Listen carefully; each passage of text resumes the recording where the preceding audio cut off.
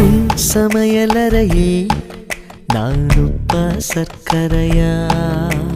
நீ படிக்கும் அறையில் நான் கண்களா புத்தகமா?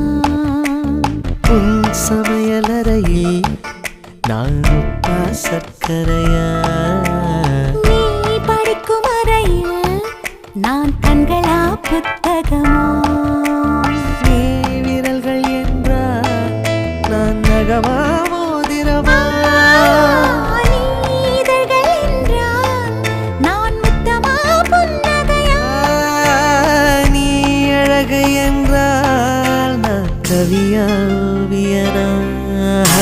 உன் சமையலறையில் நான் உப்பா சர்க்கரையா?